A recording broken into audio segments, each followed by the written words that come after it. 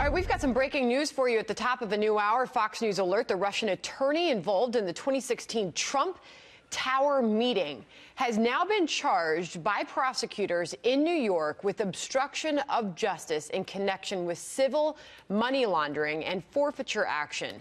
Manhattan U.S. Attorney Jeffrey S. Berman is saying, quote, fabricating evidence, submitting false and deceptive declarations to a federal judge in an attempt to affect the outcome of pending litigation not only undermines the integrity of the judicial process, but it threatens the ability of our courts and our government to ensure that justice is done.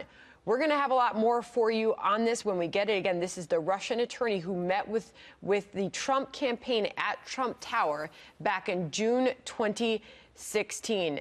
Natalia Veselnitskaya, you'll remember that name. That's who we're talking about here.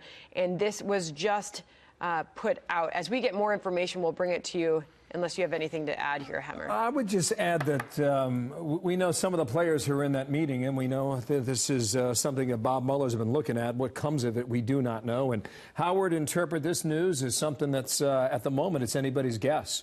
But we were led to believe that part of the meeting there was to debate this law about adopting children from Russia.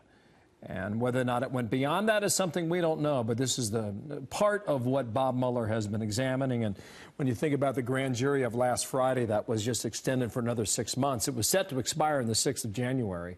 But after the 6-month extension was granted, we know that we're going to get the possibility, I emphasize possibility, of more indictments sometime between now and, let's say, June of this year. The U.S. Attorney's Office saying that Veselnitskaya submitted to the U.S. District Court for the Southern District of New York an intentionally misleading declaration in opposition to a government motion.